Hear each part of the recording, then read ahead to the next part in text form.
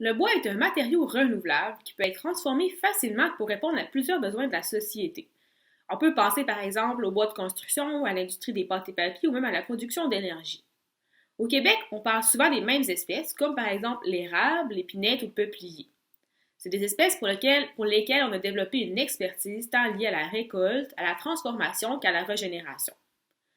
Lorsqu'on pense aux Premières Nations et à leurs activités traditionnelles, on ne les pense pas nécessairement en termes d'industrie ou de chaîne opératoire mobilisant diverses techniques et différents savoirs qui permettent de transformer un matériau brut renouvelable comme le bois, tout en soutenant l'identité culturelle. Pourtant, les Wabanakak, une des 11 Premières Nations du Québec dont le territoire ancestral se trouve principalement au centre du Québec et en Estrie, a développé à partir du bois de frêne noir une vannerie traditionnelle unique.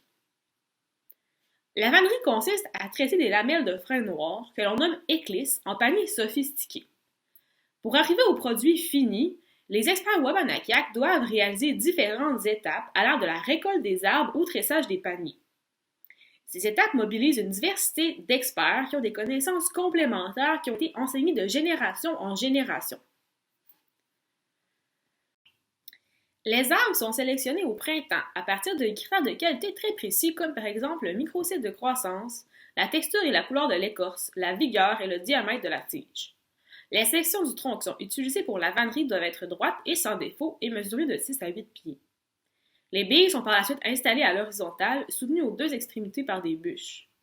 La bille est écorcée, puis martelée avec le dos d'une hache sur toute sa longueur.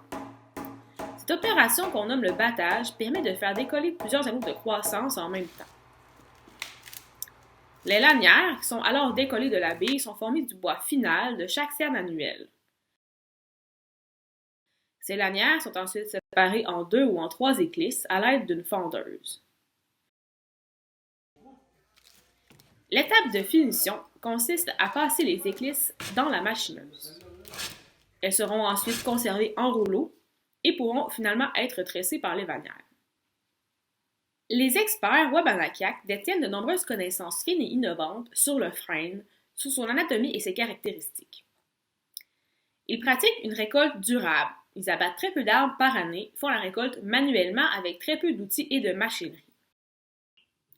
Il semble donc logique de faire dialoguer les connaissances des Wabanakak sur le bois de frêne noir qui est un matériau renouvelable et celles issues des sciences du bois et de la forêt pour participer à l'évolution des pratiques sylvicoles et ainsi répondre aux enjeux actuels et futurs.